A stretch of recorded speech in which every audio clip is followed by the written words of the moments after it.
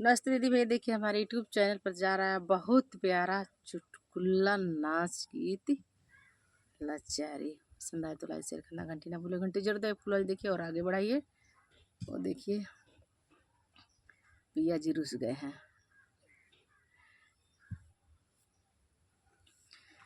सखिया रूसल बाट पियावा मनाई कैसे, सखिया रूसल बाट पियावा मनाई कैसे, मनाई कैसे हो मनाई कैसे, सखिया रूसल बाट पियावा मनाई कैसे, सखिया रूसल बाट पियावा मनाई कैसे, दिलवा के बात बताई कैसे, सखिया रूसल बाट पियावा मनाई कैसे, सखिया रूसल बाट पियावा मनाई कैसे, साझ के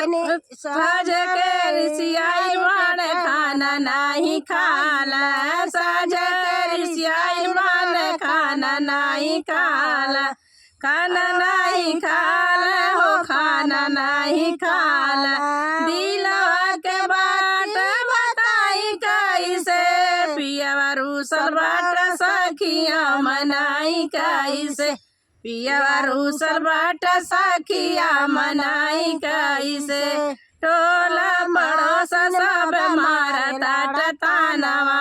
टोला पड़ोस सब मारता तानवा, तानी कौन सखी मन पियावा कहनवा, तानी कौन सखी मन पियावा कहनवा, दिलवा के बात बताई कैसे,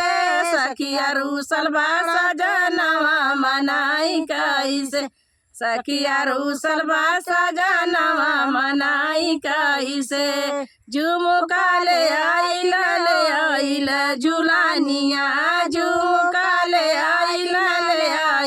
झुलानिया, हमारा के लाइला हो पाव पाए जानिया, हमारा के लाइला हो पाव पाए जानिया, नैहरे में बाड़ी सजाई कैसे,